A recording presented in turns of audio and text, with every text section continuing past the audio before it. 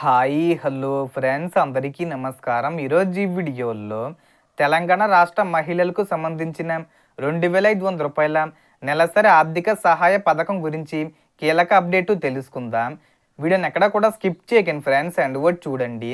వీడియోని స్టార్ట్ చేసే ముందు మీకు ఒక small request friends, TG government నుంచి పథకాలకు సంబంధించి ఏ చిన్న అప్డేట్ వచ్చినా మీరు మిస్ కాకుండా ఉండాలంటే వెంటనే మన ఛానల్ని సబ్స్క్రైబ్ చేసుకోండి. అండ్ సబ్స్క్రైబ్ చేసుకున్న వాళ్ళందరూ కూడా సబ్స్క్రైబ్ బటన్ పక్కన ఉన్న గంట సింబల్లో ఆల్ అని పెట్టుకోవడం మర్చిపోకండి ఫ్రెండ్స్. ఇలా పెట్టుకోవడం వల్ల నేను పెట్టే ప్రతి ఒక్క వీడియో మీరు నోటిఫికేషన్ రూపంలో పొందగలరు. అండ్ వీడియో మీరు నచ్చితే లైక్ చేయండి ఫ్రెండ్స్. సో ఏమాత్రం లేట్ చేయకుండా వీడియోలోకి వెళ్ళిపోద్దాం. సో ఎన్నికల సమయంలో ముఖ్యమంత్రి రేవంత్ రెడ్డి గారు ప్రకటించిన హామీల్లో భాగంగా ప్రతి అర్హత గల మహిళకు నెలకు రూ. 2500 చొప్పున, అంటే సంవత్సరానికి రూ. 30,000 అందించే మహాలక్ష్మి గ్యారంటీ పథకం అమలుపై ప్రభుత్వం ఏర్పాట్లు కొనసాగిస్తుంది. గతంలో నిధుల లభ్యత వంటి కారణాలతో ఈ పథకం వాయిదా పడినప్పటికీ అర్హుల వివరాలు సిద్ధం చేసే పనులు కొనసాగుతున్నాయని సమాచారం.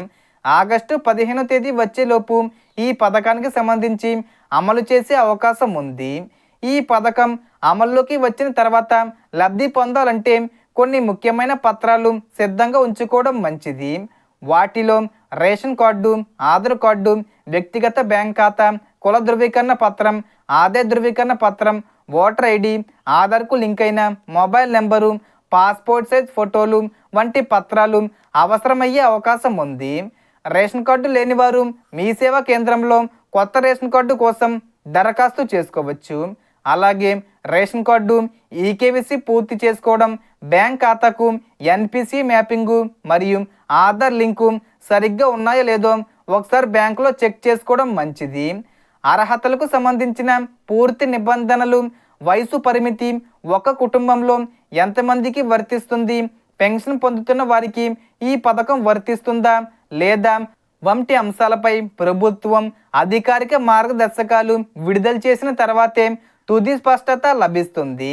అలాగే ఆగస్టు నెలలో దరఖాస్తుల ప్రక్రియ ప్రారంభమయ్యే అవకాశం ఉందని కొన్ని నివేదికలు చెబుతున్నప్పటికీ దీనిపై ప్రభుత్వం నుంచి అధికారిక ప్రకటన వెలువడిన తర్వాత మాత్రమే దానిని ఖరారు చెయ్యాలి. కాబట్టి ఎలాంటి తప్పుడు ప్రచారాలను నమ్మకుండా అధికారిక అప్డేట్స్ను మాత్రమే ఫాలో అవ్వండి.